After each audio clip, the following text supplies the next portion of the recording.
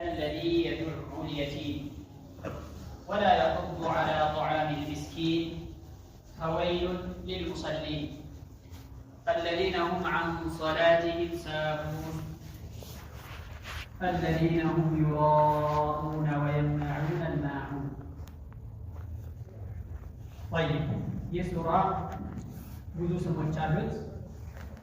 ሱረቱል ማዑን፣ ሱረቱል የቲም፣ ሱረት አረአይተ፣ ሱረቱ አረአይተ አለዚ፣ ሱረቱ ዲን፣ ሱረቱ ተክዚብ የሚባሉ ስሞች አሉት። እነዚህ ሁሉ የዚህን ሱራ የዚህን ምዕራፍ ስያሜዎች የሚያብራሩ ወይም መልእክቱን የሚጠቅሱ የሆኑ ስያሜዎች ናቸው። ሱረቱ ዲን የምርመራው ምዕራፍ፣ ሱረቱ ተክዚብ የማስተባበል ምዕራፍ፣ ሱረቱ የቲም ስለ የቲም ስለ ወላጁን ስላጣ ልጅ የሚናገር ምዕራፍ እየተባለ የሱራዎችን የዚህ የሱራዋን ስያሜዎች ማዕና በዚህ መልክ ይጠቅሱታል፣ በዚህ መልክ ይናገራሉ ማለት ነው። እንግዲህ ምዕራፍ የሚወጣው የምዕራፉ ስያሜ የሚሰየመው ከዚህ በፊትም እንዳየነው ምዕራፉ ላይ በተጠቀሰ አንድ ነገር አሊያም ያ ምዕራፍ ባለው ጥቅል የሆነ መልእክት መሰረት ስሙ ሊወጣለት ይችላል እና በዛ መሰረት እነዚህ 6 ስሞች ለዚህ ሱራ እንዳለው ተነግሯል ማለት ነው። ሱረቱ አረአይተ አለዚ፣ ሱረቱ ዲን፣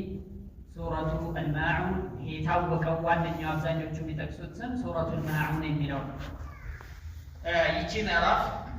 የት ነው የወረደችው በሚለው ላይ 3 አይነት አስተያየቶች ተሰንዝረዋል። የት ነው የወረደችው ይቺ ምዕራፍ በሚለው ጉዳይ ማለት ነው። አንዳንዶቹ መካ ላይ የወረደች ምዕራፍ ናት ብለው ጠቅሰዋል። ይህንን እንደውም ፊ ቀውል አልአክሰር ብዙሃን የጠቀሱት ሱረቱል ማዑን መካ ላይ ነው የወረደችው የሚለውን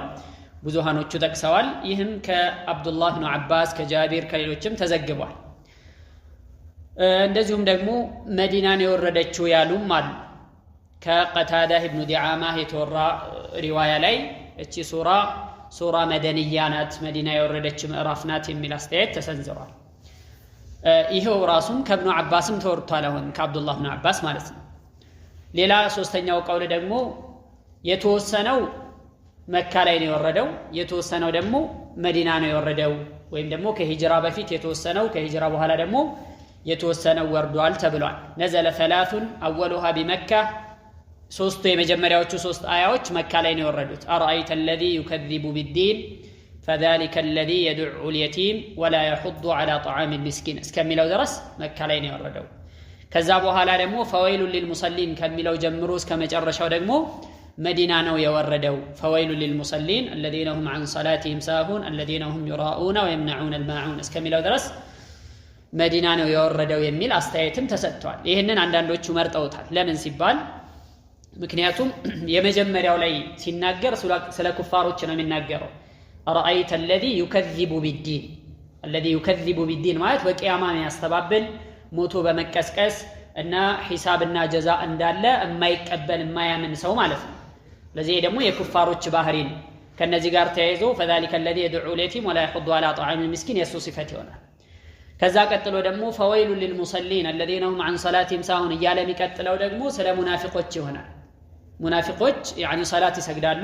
ግን እያለ ቀጥሎ እስከ መጨረሻው የተጠቀሰው ባህሪ ደግሞ የሙናፊቆች ባህሪ ነው። ከዚህ አንጻር ግማሹ መካ ላይ ነው የወረደው፣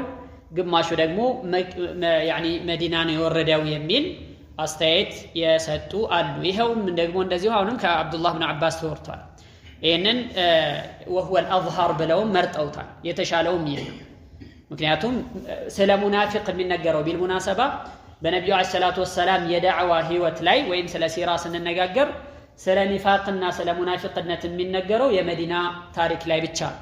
መዲና ላይ ነው ሙናፊቅነትና ኒፋቅ መከሰት የጀመረው። ከዛ በፊት መካ ላይ ያለው ኢማ ሙእሚን ወኢማ ሙሽሪክ፣ ከዚህ ውጭ ሁለት መሀል ሰፋሪ የሚባል አልነበረም። መዲና ላይ ከሆነስ 3ኛ ቡድን ተፈጠረ፣ መሀል ሰፋሪ ሙናፊቅ ማለት ነው። ውጩን በዛሂሩ አምኛለሁ ይላል፣ ውስጡን ግን ያላመነበት የሆነ ሙናፊቅ ማለት ነው። እና ይህ የተሻለ የሆነ አቋም ነው ብለው አንዳንዶቹ ይህንኑ ይመርጡታል ማለት ነው። طيب አንቀጾቿ ምን ያክል ናቸው ሲባል 7 ነው አይደለም 6 ነው የሚል ኺላፍ አለ 7 ነው አብዛኞቹ የቆጠሩት 7 ነው እኛም ቁርአናችን ላይ ያለው 7 አያዎች ናቸው ያሉት 7 አንቀጾች ማለት ነው ሌሎች ደግሞ ምን አሉ አይ 7 ሳይሆን 6 ነው ስድስተኛው የት አንዱ ተቀንሶ ነው ተቀንሶ አይደለም ከቁርአን የተቀነሰ የሚባል ምንም የለም አንዳንድ ሱራዎች ላይ የአያዎች ብዛት ይሄን አክል ነው አይደለም ይሄን አክል ነው እየተባለ ኺላፍ ይፈጠራል ኺላፉ ከምን አንፃር መጣ ሲባል የት ቦታ ነው የሚቆጠረው የሚለው ላይ ነው እንጂ አንድም አያ ቀርቶ አንድም አያ ተትቶ አይደለም በዚህ መሰረት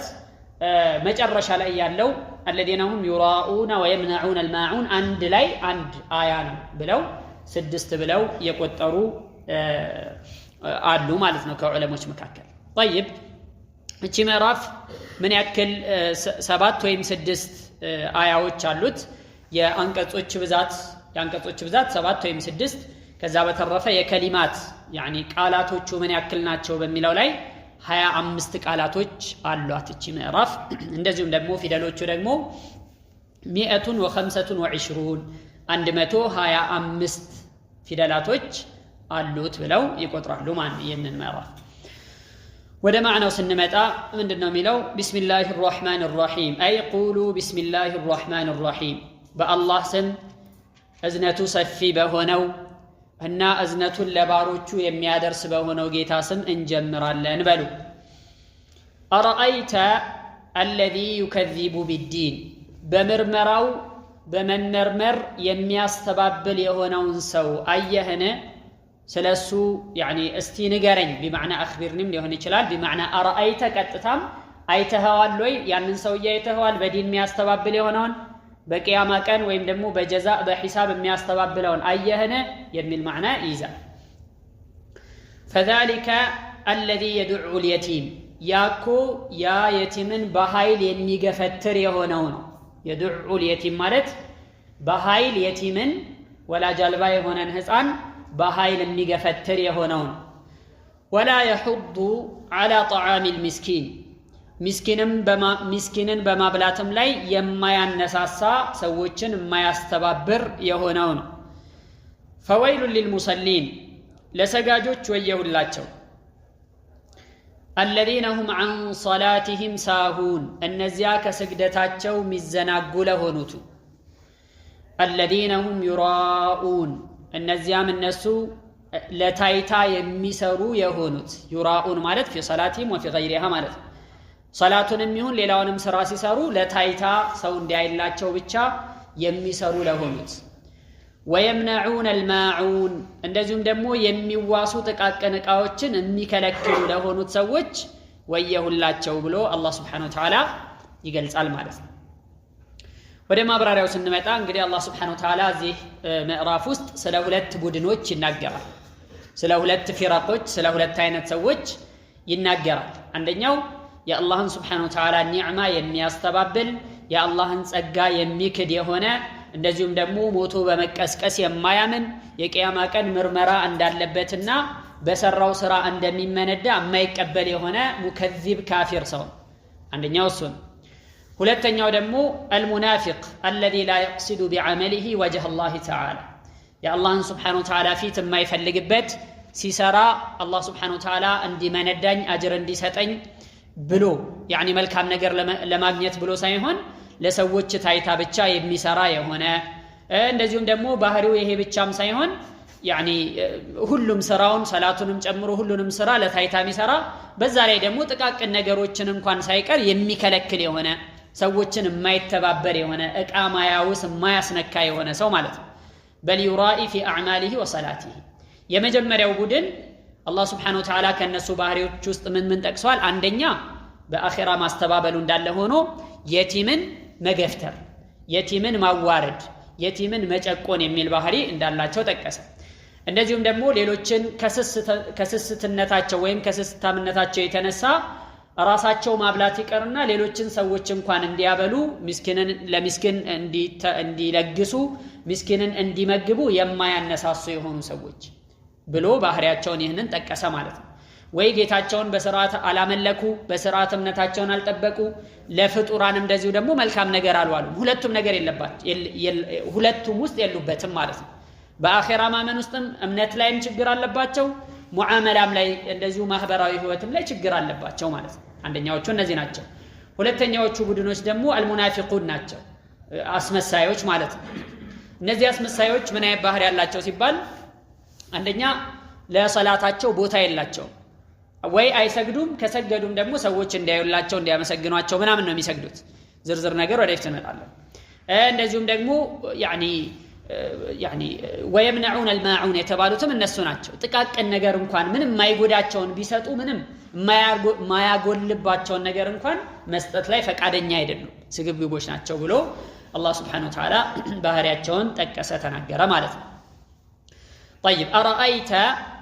ይሄ ለተዕጂብ ነው ይሄ በጣም የሚደንቅ ነው ይግረምህ ጉድበል የሚል ማዕና አለ الذي يكذب بالدين ያንን በዲን የሚያስተባብለውን ሰውዬ አላየህምን በጣም የሚገርም እኮ ነው ባክህ በጣም የሚደንቅ ነው አየኸው አይደለ ብሎ አላህ Subhanahu Wa Ta'ala ይሄንን ምዕራፍ የሚያነበውን ሰውዬ እንዲገረምበት እንዲደነቅበት መልእክት እያስተላለፈ ነው የሚገርም ነው የሚል ማዕና አለ ወይም ደግሞ አራአይተ بمعنى اخبرني እስቲ ስለዛ ስለ ጀዛኡ ቀን ስለ አኺራ የማያምነውና ስለሚያስተባብለው ሰውዬ ሁኔታ ንገረኝ የሚል ማዕናም ይኖረዋል ከዛ በኋላ ቁርአን ላይ ብዙ አይነት እንደዚህ በስቲፋም ይጀምራል አራአይተ ያለ የሚጠይቅበት ማለት ነው ከዛ በኋላ ምላሹን ይነግራል ምንድነው ምን ጥቅም አለው መጀመሪያ ጠይቆ ከዛ መልሱን ሲናገር አውቃዕ في الذهن ይሆናል ለተሽዊቅ ነው ለማስናፈቅ ነው እንደዚህ አይነቱን አነጋገር የሚናገረው ቁርአን ላይ በናፍቆትና በጉጉት እንዲጠብቅ ነው ሰውየው ምን አይነት ሰው ይሆን ብሎ ተገርሞ ለመስማት ይጓጓል ማለት ነው رأيت الذي يكذب بالدين ይሄ በቃ በጣም የሚደንቅና የሚገርም ነው ባህሪውን ሁኔታውን ብታየው በጣም ያስገርማል የሚል ማዕና አለው ማለት ነው رأيت الذي يكذب የሚያስተባብል የሆነው بالدين በዲን የሚያስተባብል የሆነው ዲን ማለት ምን ማለት ነው እዚህ ቦታ ላይ ዲን ማለት الجزاء والحساب ምርመራና የምርመራ ውጤት መሰጠት ማለት ነው አኺራ ማለት ነው የተፈለገው አኺራ ላይ ምርመራ አለ ሰው በሰራው ስራ ዱንያ ላይ ሲኖር ባደረገው እያንዳንዱ ድርጊት በሰራው እያንዳንዱ ስራ በተናገረው እያንዳንዱ ድርጊት በእያንዳንዱ ሁኔታው በእያንዳንዱ ሐረካና ሰከናው በተክላላ ተግባራቶቹ ላይ ይመረመራል ምን አድርገሃል ምን አላደረክም እያንዳንዱን ነገር ይጠየቃል ይተሳሰባል ከአላህ ጋር በትንሿም በትልቋም አንዲቷም ሳትቀር ሚዛን ላይ ትቀርባለች ማለት ነው ከዚያ ደግሞ በዛ መሰረት ይመነዳል በዛ መሰረት ይከፈላል ان خيرا فخير وان شرا فشر መልካም የሰራ በሰራው መልካም ስራ አማካኝነት ወይም በዛ ልክ ይከፈላል መጥፎ የሰራም ደግሞ በሰራው መጥፎ ስራ መጠን እንደዚሁ ይከፈላል ማለት ነው አላህ Subhanahu Wa Ta'ala በየውም الدين በመጨረሻው ቀን ስለሚያስተባብሉ ሰዎች ብዙ ቦታ ላይ በቁርአን አያ ላይ ተናግሯል እንደውም ከነሱ መካከል قال من يحيي العظام وهي رميم ማን ነው አጥንቷን ከበሰበሰች በኋላ ወደ አፈርነት ከተቀየረ በኋላ ማን ነው እስቲ የሚቀሰቅሰው ብለው የሚያስተባብሉ ሰዎች እንዳሉ ተናግረዋል نعم ከሙሽሪኮች መካከል በተለይ የመካ ሙሽሪኮች ነብዩ አለይሂ ሰላቱ ወሰለም የተላኩባቸው ሰዎች ከነበረባቸው ጉልህ ጥፋቶች አንዱ ምንድነው በአኺራ ለማመናቸው ሞቶ በመቀስቀስ አለመቀበላቸው ነው ማን ነው እስቲ ማን ነው አፈር ከሆነ በኋላ ከበሰበሰ በኋላ ማን ነው የሚቀሰቅሰው ብለው ያስተባብሉ ነበር አንደኛው ሰው እንደውም ወደ ነብዩ አለይሂ ሰላቱ ወሰለም ጋር መጣ የሆነ የበሰበሰ አጽም ይዞ መጣና በነብዩ አለይሂ ሰላቱ ወሰለም ፊት እንደዚህ ፈረፈረውና እፍ ብሎ በተነው ከዛ በኋላ هل تزعم ان الله يحيي هذه العظام وهي رميم አላቸው እኮ ለመሆኑ አላህ Subhanahu Wa Ta'ala እነዚህን የበሰበሱ አጽሞችና እኔ በዚህ መልኩ ወደ ብናኝነት ከተቀየሩ በኋላ አላህ ይቀሰቅሰዋል ነው እኮ የምትለው አላቸው قال نعم ويدخلك النار አው አላህ ይሄንን ይቀሰቅሳል አላህን ያቀተው ምንም ነገር የለም ይሄንን ሰማያትና ምድርን ያስገኘ ይሄንን ግዙፍ ፍጥረተ ዓለም የፈጠረ ጌታ ይሄንን የነበረን ነገር አስለ የነበረውን ነገር መመለስ አያቀተው እንደውም ቢያቀት የሚያቀተው ምን ነበር መጀመሪያ ያልነበረን ነገር ማስገኘት ነው እንጂ ከነበረ በኋላ ከሆነ በኋላ እንደገና ወደ ነበረበት መመለስ አላህ Subhanahu Wa Ta'ala አይከብደውምና አያቀተውም ብሎ ነው ቁርአን ላይ የሚገልጸው ማለት ነውና ብዙ ቦታ ላይ ነው ይሄንን የሚሉት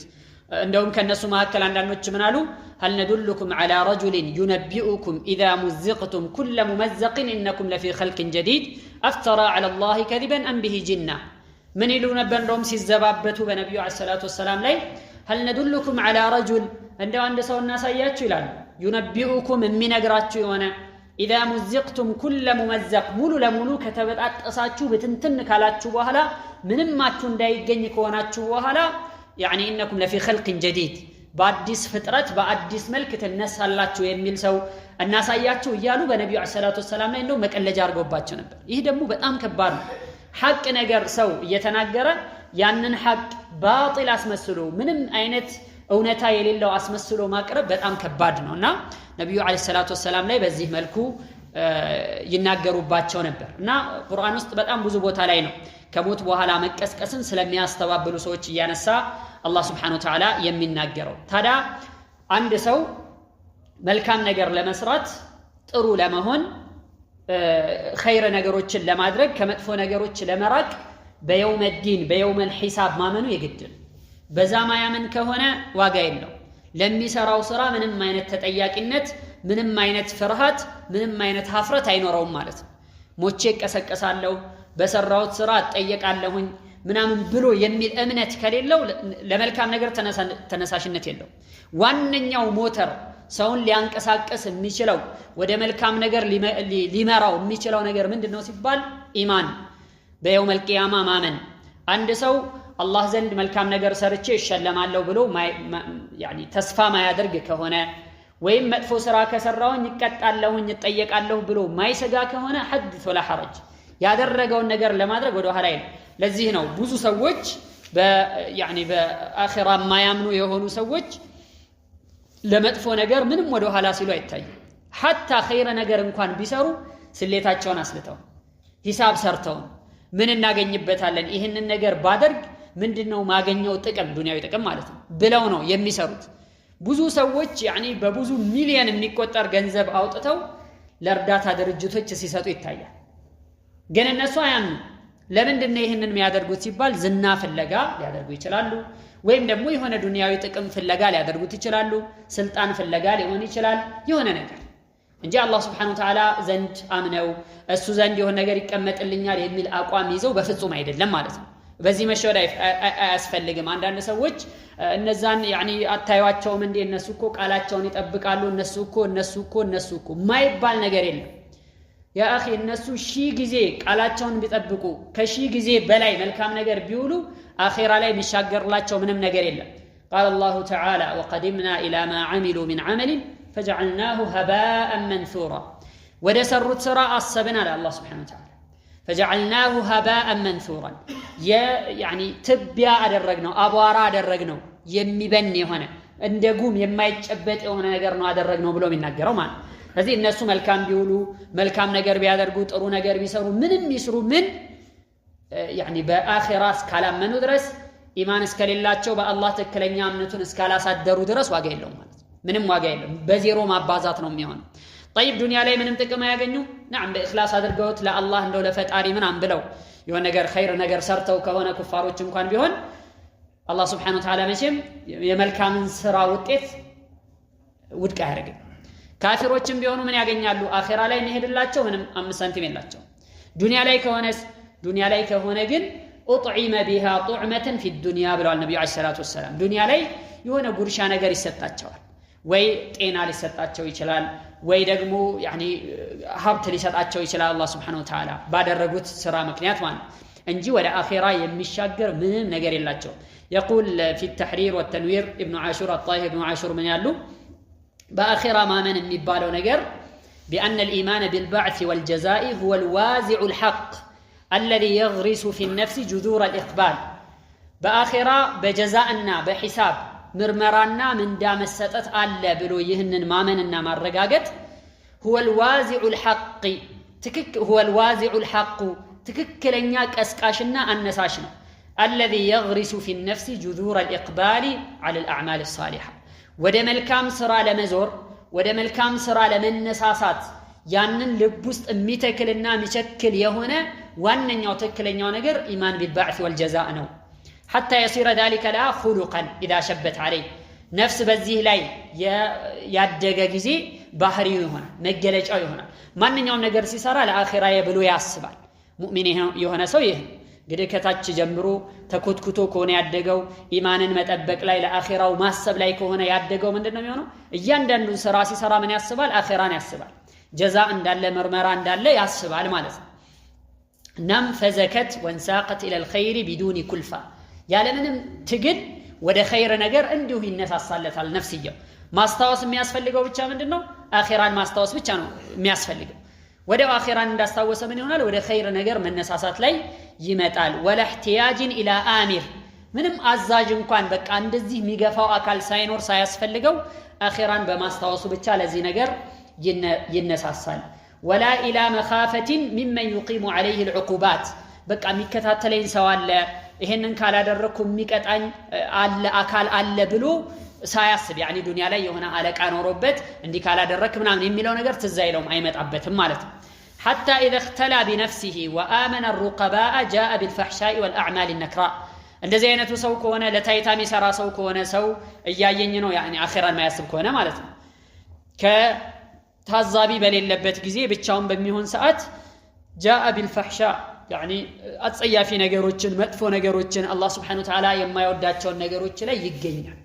እንደዛ አይነት ነገሮችን ይሰራል والأعمال النكراء እና ትክክለኛ የሆነ ዋዚዕ ትክክለኛ የሆነ ቀስቃሽና ለሆነ ነገር ለኸይር ነገር የሚያነሳሳው ምንድነው ሲባል الإيمان بالجزاء والحساب ስድስተኛው የኢማን ሩክን የሆነው በአኺራ ማመን ከሞት በኋላ መቀስቀስ እንዳለ ማመን አላህ Subhanahu Wa Ta'ala ፊት ቀርቦ በሰራው ስራ መጠየቅ ለሰራው መልካም ነገር መመንዳትና በሰራው መጥፎ ስራ መጠየቅ እንዳለ ሲያምን ነው የሚል መልእክት አለው ብለው ይጠቅሳሉ طيب ارايت الذي يكذب بالدين ያንን በመርመራው የሚያስተባብለውን ሰው አየህነ فذلك فهو ذلك الذي يدعو اليتيم እንደማለት ነው ያኮ ይሄ በዲን የሚያስተባብለው የሆነ ሰው ምን አይነት መገለጫ አለው ሲባል فذلك الذي يدعو اليتيم ያ የቲምን በኃይል የሚገፈትር የሆነው ሰው ነው ብሎ ይገልጻል طيب እዚህ ላይ እንመጣለን ከዛ በፊት ይሄ አያ ወይም ደግሞ ይሄ ምዕራፍ በማን ምክንያት ነው የወረደው የሚለው ላይ የተለያዩ አስተያየቶች ተሰጥተዋል ከነሱ መካከል العاص ابن وائل السهمي ባለፈ ቅርአት ላይ ሱረቱ ተካሱር الكوثر የወረደበት ሰውዬ العاص ابن وائل السهمي በሱ ምክንያት ነው የወረደው ተብሏል አንድ ሁለተኛ አይደለም በአቡ ጃህል ምክንያት ነው የወረደውም ተብሏል አቡ ጃህል ካነ ወሲያን على يتيم ለአንድ የቲም ልጅ يعني ወሲይ ተደርጎ ነበር ወሲይ ማለት ነው የልጁ አባት ሲሞት ለልጄ እንደዚህ አድርግለት ንብረቱን ጠብቅለት ምናምን ብሎ አደራ ኑዛዜ አደራ ቃል የተሰጠው ሰው ነበር على يتيم ማለት ነው ከዛ በኋላ ከለታት አንድ ቀን ይሄ የቲም ልጅ ታርዞ ልብስ አጥቶ ራቆት ሆኖ መጣና ገንዘብ ስጠኝ ልብስ ግዛልኝ አይነት ነገር ይጠይቀዋል فدفعه بعنف በኃይል ገፍትሮ ጣለው ወደ ሂድ ከዚህ ምናምን ብሎ አባረረው ማለት ነው በሱ ምክንያት ነው ይሄን ሲያደርግ በሱ ምክንያት ነው ይህ ምዕራፍ የወረደበት ተብሎም ተነግሯል ሁለተኛ አይደለም በአምር ኢብኑ ዓኢዝ አልመኽዙሚ ነው ተብሏል ወይም ደግሞ በአቡ ሱፊያን ኢብኑ ሐርብ ነው ተብሏል አቡ ሱፊያን እንግዲህ ከመስለሙ በፊት ነው ይህ ምዕራፍ የወረደበት እንደማለት ነው በዚህ አባባል ምን ተከስቶ ነበር አቡ ሱፊያን ካነ ينحر جزورا كل اسبوع በየሳምንቱ ግመል ያርድ ነበር አሉ አቡ ሱፊያን እና ግመል ያርድ ነበርና አንድ የቲም ልጅ መጣና ከዚህ يعني ከስጋው እንድትሰጠኝ ብሎ ሲጠይቀው በብትር ይዞ አባረረው በብትር ገረፈውና አባረ የቲምን ማለት ነው በሱ ምክንያት ነው የወረደውም ተብሏል ሌሎች ደግሞ አይደለም በአብዱላህ ኢብኑ ኡበይ ኢብኑ ሰሉል ነው በተለይ መዲና ነው ይህ ምዕራፍ የወረደው ያሉ ሰዎች አብዱላህ ኢብኑ ኡበይ ኢብኑ ሰሉል የሚባለው ረኢሱል ሙናፊቂን የሙናፊቆች ዋና የሙናፊቆች ራስ የነበረው ሰው በሱ ምክንያት ነው የወረደውም ተብሏል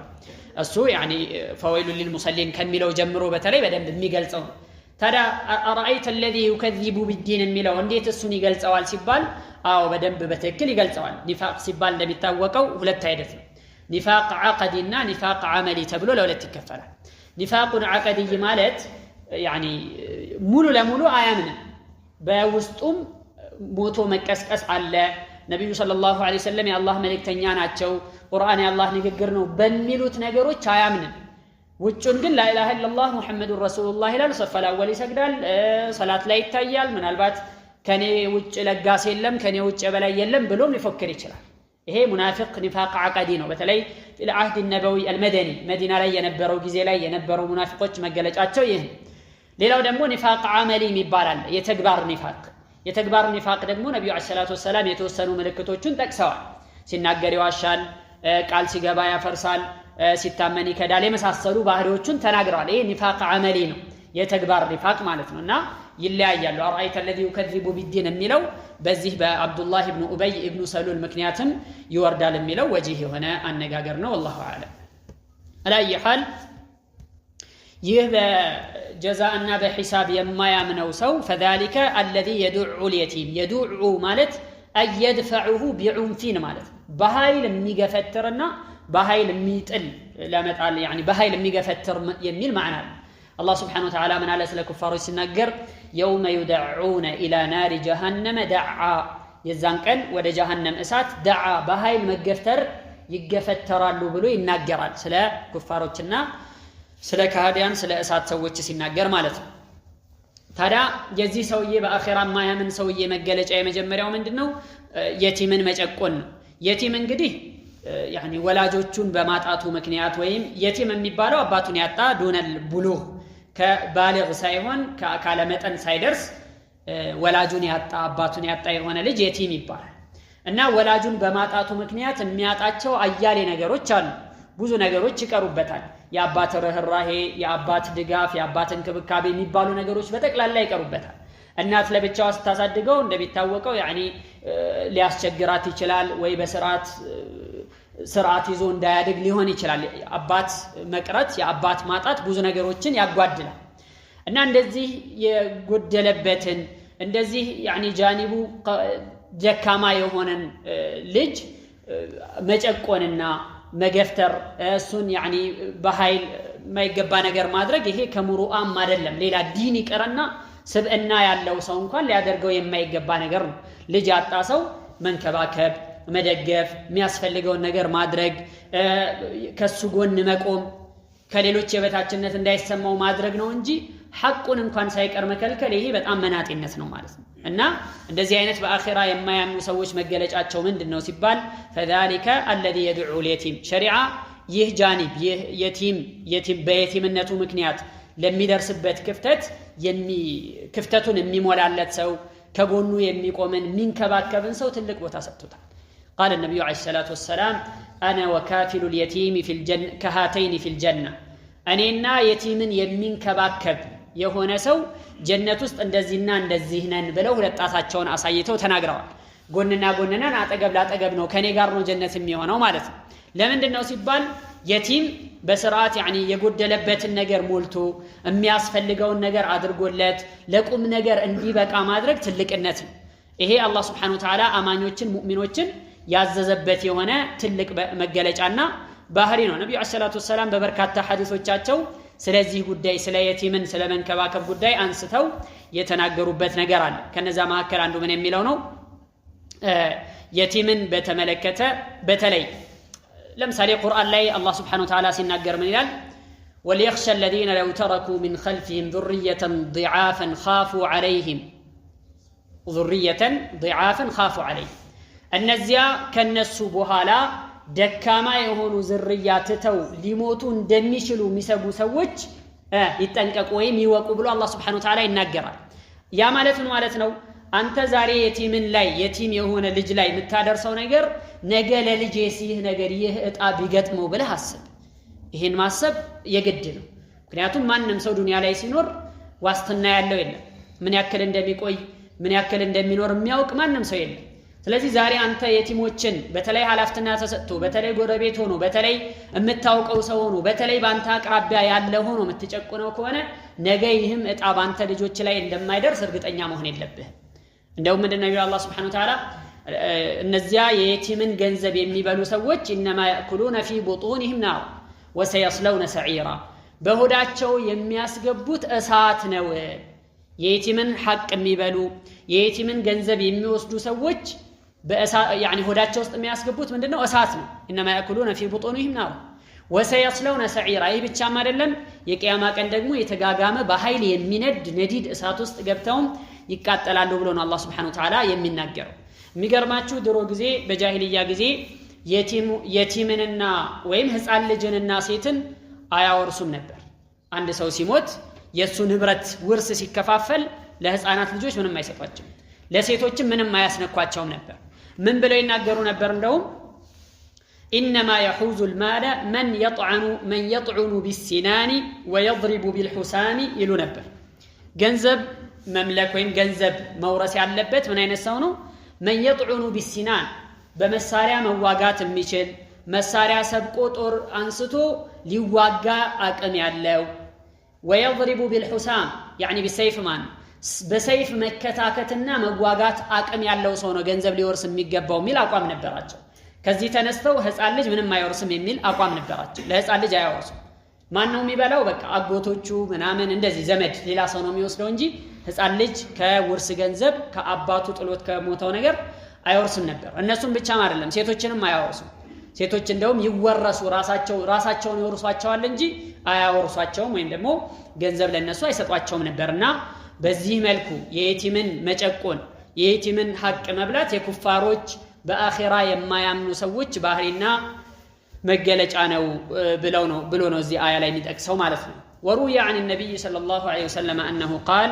من ضم يتيما من المسلمين حتى يستغني فقد وجبت له الجنة حقيقة هي بشرى هنا تلك بالسراتنا يمسرات وسط الأيازة حديثنا من الآن من ضم يتيما من المسلمين كمسلموች የሆነ አንድ ወላጅ አልባ ወላጁ የሞተበትን ልጅ ወደ ራሱ ያስጠጋሰው حتى يستغني እስኪብቃቃ ድረስ ለካለ መጠን ደርሶ በእኛ በአሁን ሰዓት አነጋገር ደግሞ ትምርቱን ጨርሶ ስራውን ይዞ يعني ራሱን እስኪችል ድረስ ያስጠጋው ሰው የሚያስፈልገውን ያደረገለት ሰው ምን ይሆናል فقد وجبت له الجنة ጀነት ለእንደዚህ አይነት ሰው ተረጋግጣላታለች ብለው ነብዩ ሰለላሁ ዐለይሂ ወሰለም ተናግረዋል ቡሽራ በተለይ አቅም ያለው ሰው ከሆነ ገንዘብ ያለው ሰው ከሆነ ሌላ የቲምን ልጅ አንድ يعني በዚህ አካባቢ ላይ ያለ የሚያውቀው የሆነ የቲምን ከልጆቹ ጋር አብሮ ቢያስተምረው ከልጆቹ ጋር አብሮ ቢያለብሰው የሚያስፈልገው ነገር ቢያደርግለት والله ከአላህ ጋር የማያከስር የሆነ ንግድ ነው የሚነግደው ማለት ነው ይሄ ልጅ በኋላ ምን ይጠቅመኛል ምናን ተውትሱን እሱ ከአላህ Subhanahu Wa Ta'ala ጋር ነው ሰውየው የሚያደርገው ለሚሰራው ስራ ክፍያ መፈለግ ያለበት ከአላህ ብቻ ሰው እንዲያመሰግነው አከሌማ ምናምን እንይባልማ ከሆነ ዋጋ የለም ዱንያም ላይ ተጠቀምበትም አኺራም ላይ አይሆንም ወይ ከገንዘቡ አልሆነ ወይ ከአጅሩ አልሆነ ነው የሚሆነው ባዶ ነው የሚሆነው ማለት ነው ስለዚህ ከአላህ ብቻና ብቻ ፈልጉ በዚህ አይነት መልኩ የተቸገረን በተለይ የቲምን የሆነ እንትን ካደረገ ከተንከባከበና ለቁም ነገር ካበቃው አላህ ዘንድ የሚያገኘው ሽልማትና አጅር በጣም ብዙ ትልቅ ነው የሚሆነው ማለት ነው እናም فذلك الذي يدعو اليتيم يا باخره በምርመራው ቀን ወይም በምርመራው የማያምነው የሚያስተባብለው ሰው ባህሪው መገለጫው ምንድነው ሲባል الذي يدعو اليتيم የቲምን በኃይል የሚገፈትርና የሚጨቁን ነው ብለው በዚህ መልኩ ተናገረ ማለት ነው ሌላ ይሄ يدعو اليتيم የሚለውን በሌላም የተረጎሟል የቲምን يدعو ማለት በኃይል መገፍተር የሚለው ያው አንደኛው ትርጉም ነው ሌላኛ ትርጓሜ ደግሞ يدعو اليتيم ብሎ ማለት የቲምን يعني የሚያጭረፈርፍ የሆነ በቃ የማያቀርበው የሚያካልብ የሆነ ሰው አለ ወይ በመምታት ሊሆን ይችላል በመስደብ ሊሆን ይችላል በመሳሰሉት ማለት የሚቆረቆርለት የለም የሚጠይቅለት የለም يعني ምናምን ብሎ ይሄንን የሚያደርግ ሰው አለ ይሄ ባህሪ ነው መገለጫ ነው በነገራችን ላይ ይሄ ቁርአን ማለት ምንድነው ሰዎች ራሳቸውን እንዲመረምሩበት ይወረደ ዝም ብሎ በቃል ደረጃ እንዲነበብ ብቻ አይደለም ይወረደው ሊየደበሩ አያቲሂ ወሊየተذكر اولو الالباب ሁሉም ሰው ራሱን እንዲያጠናበት ነው ቁርአን ለዛ ነው ቁርአንን የማወቅና የመረዳት አሳሳቢነቱ እዚህ ጋር ነው ያለው ነብዩ ሰለላሁ ዐለይሂ ወሰለም ካነ خلقه القرآن ባህሪያቸው ምን ነበር ሲባል ቁርአን ነበር ልክ መሬት ላይ የሚራመድ ቁርአን ማለት ነብዩ ሰለላሁ ዐለይሂ ወሰለም ነበሩ ምን ማለት ነው ይሄ ማለት ቁርአን ላይ ያለው ያንዳንዱ መመሪያ ተግባራዊ የሚያደርጉና የሚሰሩበት ነበር ማለት ነው ስለዚህ ይሄንን ራሳችንን እንድንገመግምበትም ጭምር ነው አላህ Subhanahu Wa Ta'ala ይሄንን ነገር የሚነግረን ማለት ነው ኢብኑ ከሲር ረህመቱላሂ ዐለይሂ ይሄንን يدعو اليتيم የሚለውን በሌላ መልክ ፈስሮታል الذي يقهر اليتيم ويظلمه حقه يتيمن የሚጨቁን የሆነ ሐቁን የሚከለክለው የሆነ ولا يطعمه ولا يحسن اليه ሲራብ ሲቸገር ያየ ማይመግበው የሆነ መልካም ነገር የማያደርግለት የሆነ ማለት ነው ብለው በዚህ መልኩ ፈተውታል ተርጉመውታል ሌሎች ደግሞ ምን አሉ فذلك الذي يدعو اليتيم ሲባል የቲምን يعني የሚገፋ ሲባል على وجه التأديب አይደለም የሆነ ጥፋት አጥፍቶ ስርዓት ለማስያዝ መቅጣት እኮ ሌላ ነገር ነው አንድ ነገር ነው ይህ ልጅ መቼም ያጠፋ ዝም የሚባል ከሆነ የሚቆጣው ሰው የማይኖር ከሆነ የማይቆጡት ከሆነ የማይቀጣ ከሆነ ፈር ሊለቅ ይችላል መንገድ ይስታል ይበላሻል አዎ ይታወቃል ግን የሰውዬ ይህንን የቲም በዚህ መልክ የሚጨቁነው እንዲስተካከል ምናምን አይደለም ሐሳቡ በቃ የሆነ ኹብስ ነው ውስጡ ላይ ያለው መጥፎ ባህሪ መጥፎ የሆነ መገለጫው ነው ለዚህ ነገር የሚያነሳሳውና ይህንን ነገር እንዲያደርግ የሚያደርገው ማለት ነው የቲም يعني መቀጣት የለበትም ወይም ደግሞ ታዲብ መደረግ የለበትም የሚል ማዕና ይሰጣል የሰውዬ ይህንን የሚያደርገው ለምንድን ነው ሲባል ለታዲብ አይደለም እንደው ልጁን ስርዓት ለማስያዝ በጥሩ እንዲታነጽ ለማድረግ ምናምን የሚል አቋምም አላማም ሐሳብም ፍላጎትም የለው ምንድነው ፍላጎቱ በቃ ይህንን ሊያየው አይፈልግም ለምን በቃ የሚቆረቆርለት የለም የሚናገርለት የለም የሚነሳለት የለምና በዛ ምክንያት ነው ብለው ይላሉ እና ይሄ አያ ትልቅ የሆነ መካሪ የሆነ አያ طيب ሌላኛው ባህሪያቸው ደግሞ ምንድነው ولا يحض على طعام المسكين مسكيንን ለማብላት አያነሳሱም ሰዎችን لا يحض ማለት አይ لا يحث አያነሳሳም ሰዎችን ምስኪንን መግቡ ምስኪንን አብሉ የተቸገረ ሰው ደሃን እርዱ ምናምን ብሎ አያነሳሱም ሰዎቹ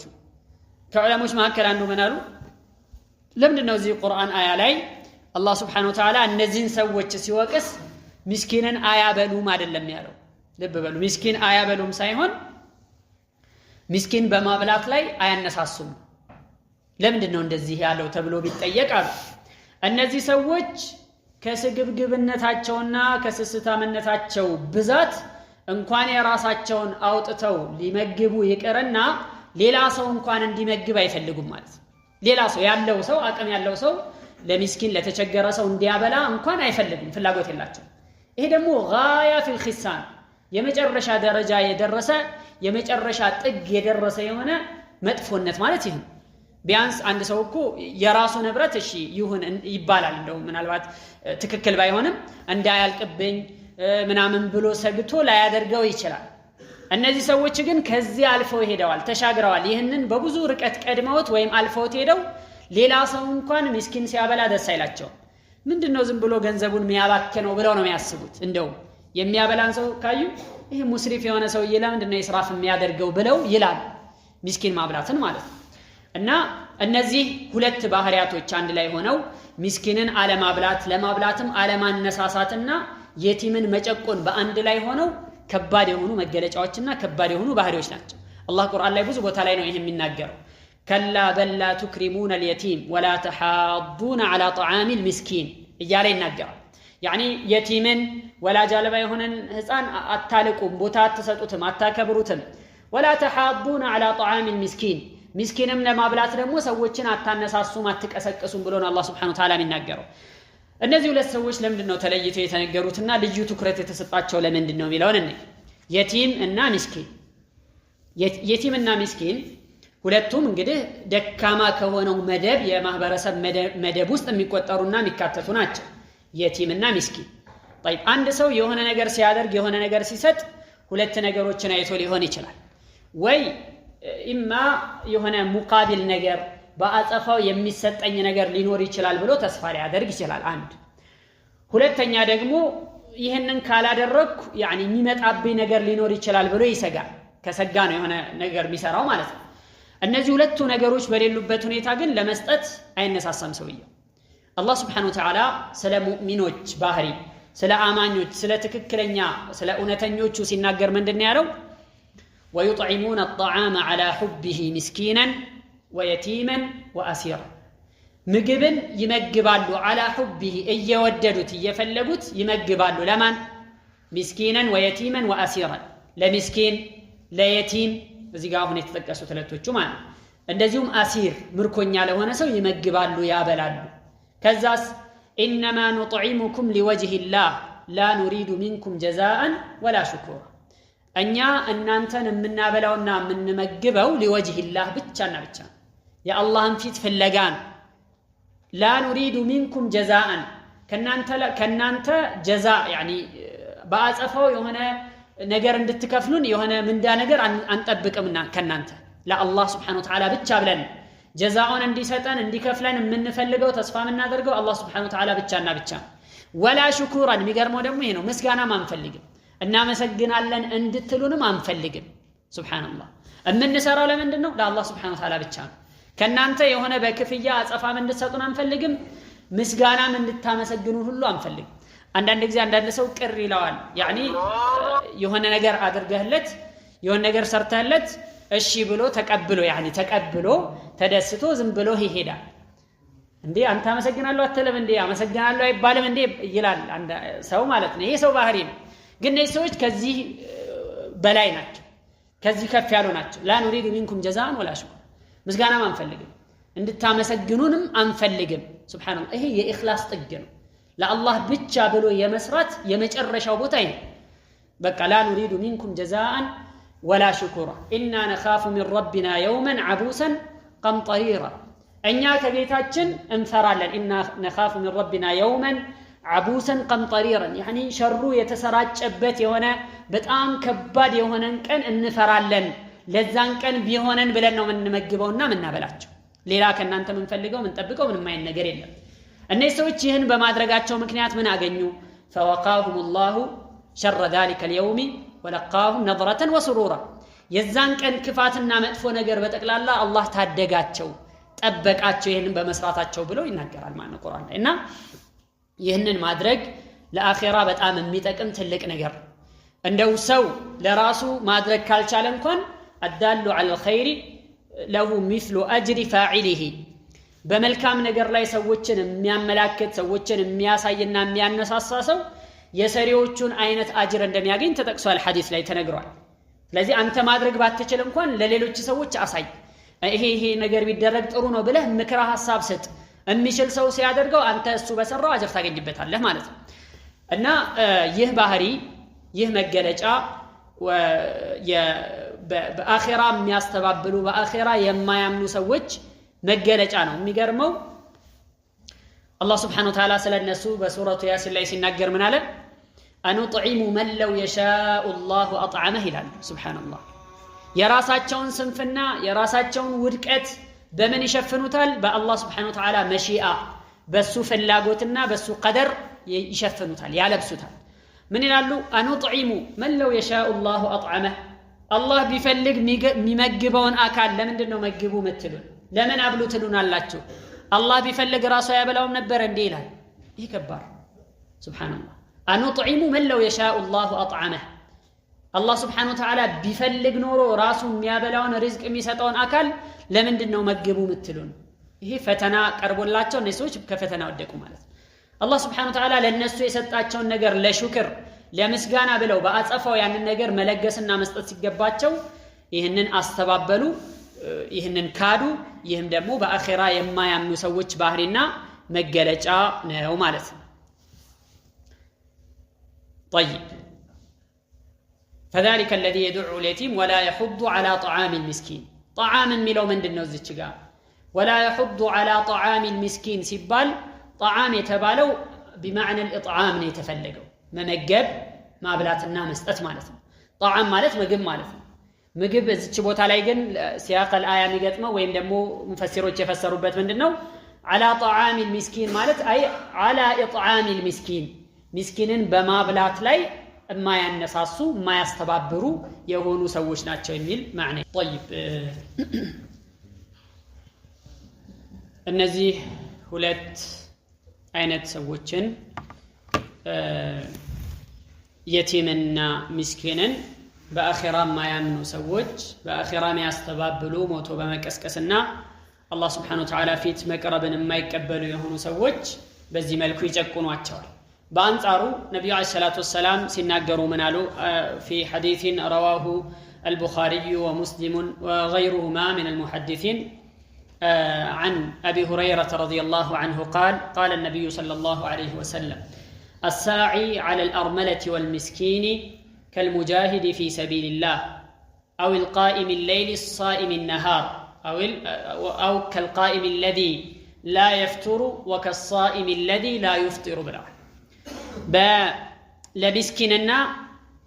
لأرملة بلو مالت قال موتا يهونتش سيت قال موتا مالت የተፈታች የሆነች ሴት ወይ ባሏ የሞተባት ወይ ማለት ነው ያኒ እሷን የሚንከባከባት ለሐጃዋ የሚቆምላት የሌላት የሆነች ሴት አርመላ ትባላለች እና ለእንደዛ አይነቷ ሴትና ለሚስኪን የሚለፋ የሚተጋ የሚጣጣር የሚወጣ የሚወርድ ያኒ እነሱ እንዳይቸገሩ ለማድረግና እነሱን ለማገዝ ደፋ ቀና የሚል ሰው ምሳሌው አሉና ከትልቅ ነገር ጋር ነው ያመሳሰሉት ልብ በሉ ከልሙጃሂዲ ፊ ሰቢልላህ በአላህ መንገድ ላይ እንደሚታገል ጂሃድ እንደሚያደርግ እንደወጣ ሰው ነው ምሳሌው ብለው ተናገሩ ማን ለሚስኪንና ያኒ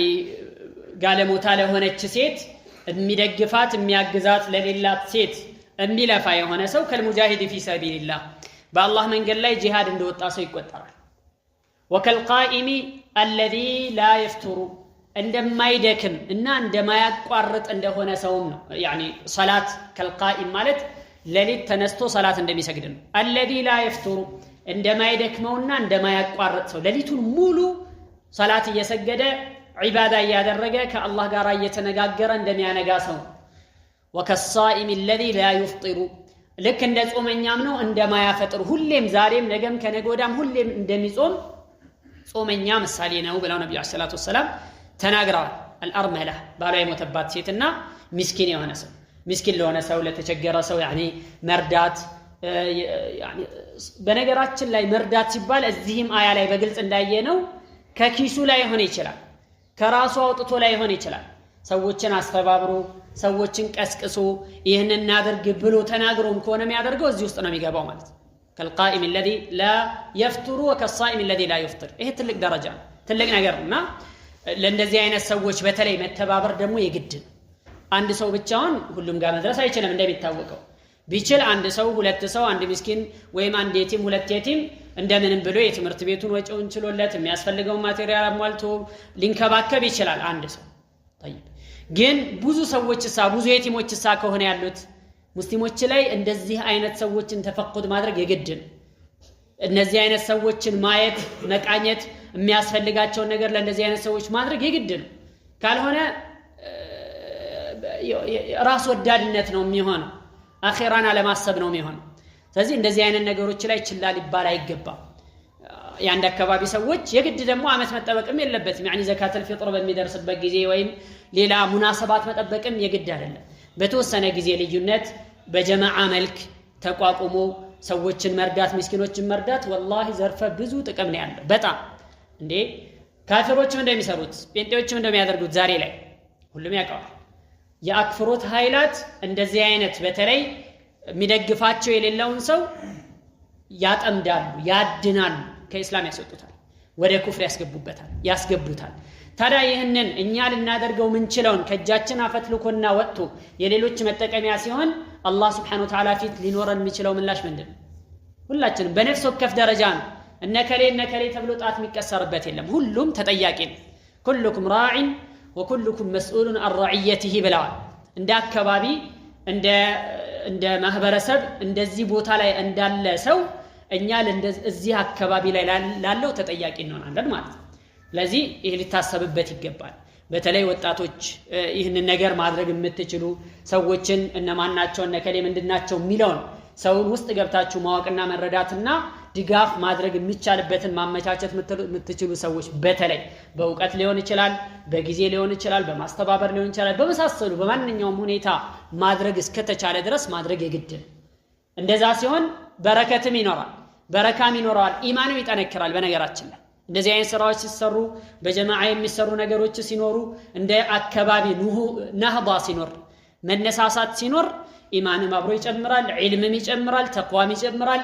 የአላህ Subhanahu Wa Ta'ala ረህመትም ይወርዳል እዛ አካባቢ ላይ ማለት ነው ስለዚህ ይሄንን በደንብ ማሰብና በደንብ ማስተዋል ይገባል ምክንያቱም በቀላል የሚታይ ነገር አይደለም ሌሎች ብዙ ነገር የሚሰሩበት والله ጠፊ ለሆነው ዱንያ ወይም ደግሞ ሐቅ ላልያዙበት እምነት የሚለፉትን አይነት ልፋት የሚተጉትን ያክል ትጋት ስናይ እኛ የት ነው ያለነው ስንል በጣም ሩቅ ቦታ ነው ያለነው በጣም የሆነ ጭልጥ ያለ እንቅልፍ ውስጥ ነው ያለነው እኔ ከሞትኩኝ ሰርዶ አይብቀል አይነት ነገር ነው ያለብን አስተሳሰብ ማለት ይሄ በጣም خطير ነው አደገኛ ነው እኔ ከሞትኩኝ ሰርዶ አይብቀል የሚለው ራስ ወዳድ የሆነ ሰው በቃ እኔ ለራሴ ከዳንኩኝ ሌላው ምን አገባኛ ይባል አንተ የምትድነው ከሌሎች ሰዎች ጋር ተያይዘህ ነው ስትጠፋም ልክ እንደዛው ነብዩ አለይሂ ሰላቱ ወሰለም ይህንን ተናግረዋል ወለው አን አህለ القرى آمنوا واتقوا لفتحنا عليهم بركات من السماء والأرض ያንድ አካባቢ ሰዎች በአላህ አምነው ተቅዋ ቢኖራቸው አላህን ቢፈሩ ኖሮ لفتحنا عليهم بركات من السماء والأرض ከሰማይም ከምድርም በረከትን እናወርድላቸው ነበር ብሎ ነው የሚናገረውና በተለይ ደግሞ በአሁን ጊዜ ያሁን ጊዜውን ስናየው والله በጣም ከባድ የሆነበት ጊዜ ላይ ነው ያለን ካልተዛዘንን በስተቀረ የአላህን Subhanahu Wa Ta'ala አዝነት ማናገኝበት ጊዜ ላይ ነው ያለን ሰዎች በብዙ ሁኔታ በብዙ መልኩ ኑሮ ከብዷቸው ጎዳና ላይ የወደቁና ጎዳና ላይ የወጡ ሰዎች በጣም ብዙ ናቸው ያደባባይ ሚስጥር ነው ሲጀመር ማለት ሁሉም ሰው የሚያውቀው ነገር ነው ስለዚህ ለእንደዚህ አይነቱ ሰው አቅማችን በፈቀደ በቻልነው ልክ መድረስ አለብን ነብዩ አለይሂ ሰላቱ ወሰለም ምንድነው ያሉት الراحمون يرحمهم الرحمن አዛኝ ለሆኑ ሰዎች አዛኙ ጌታ ያዝንላቸዋል አላህ Subhanahu Wa Ta'ala ለሌሎች ስታዝኑ ይታዘንላቸዋል ይሄ በተቃራኒው ምን ማለት ነው ለማያዝን አይታዘንለትም ማለት እኮ አላህ የሚያዝነው ከባሮቹ መካከል የሚያዝንላቸው ለአዛኞች ነው ከተባለ ለማያዝኑ ሰዎች አላህ ያዝንላቸው ማለት ነው ارحموا من في الارض يرحمكم من في السماء በመድር ላሉት ፍጡራን እዘኑ ከሰማያት በላይ ያለው አላህ Subhanahu Wa Ta'ala ያዝንላችኋል የሱን እዝነት ማግኘት የምትፈልጉ ከሆነ እዚህ ላለው እዘኑ ብለው ነብዩ አለይሂ ሰላቱ ወሰለም ተናግረዋል እና ይህን ነገር በደንብ ልናስብበት ይገባል በተለይ መስጂድ ላይ እዚህ መስጂድ ላይ እንደምታውቁት ይበዛል ሰው በየሰላቱ እየተነሳ የሚጠይቀው ሰው ይበዛልና በእንደዚህ አይነት ሁኔታዎች ላይ በተለይ በአሁን ባለው ሁኔታ ላይ አቅማችን በፈቀደ መልክ ማገዝና መደገፍ ይገባናል ይህ ማለት ግን ለልመና ማነሳሳት አይደለም ነብዩ አለይሂ ሰላቱ ወሰለም ከልክለዋል ልመና አንድ ሰው يعني ስራ አድርጎ የሚይዘው ሰው ከሆነ የቂያማ ቀን ليس ياتي يوم القيامه ليس على وجهه مزعه لحم የቂያማ ቀን ሲቀሰቀስ ፊቱ ላይ ቁራጭ እንኳን ስጋ ሳይኖረው በአጥንት ብቻ ነው የሚመጣው ብለው ተናግረዋል እና መስአላ ልመና حرام ነው ምናልባት የተቸገረ ሰው የዕለት ጉርሱን ያጣ ሰው ምናምን ካልሆነ በስተቀር ስራ አድርጎ የሚይዘው ሰው حرام ነው የተከለከለ ነው ሁለቱ መስአላ የተለያየ ነው መስጠትና መቀበል የተለያየ ነው اليد العليا خير من اليد السفلى ብለው ነብዩ አለይሂ ሰላቱ ወሰለም ከላይ ያለ እጅ ከታች ካለ እጅ የበለጠና የተሻለ ነው ብለው ተናግረዋል እና በላጭ ሆነን መገኘት መቻል አለብን አላህ በሰማነው እንጠቀም ያድርገን جعلني الله واياكم من الذين يستمعون القول فيتبعون احسنه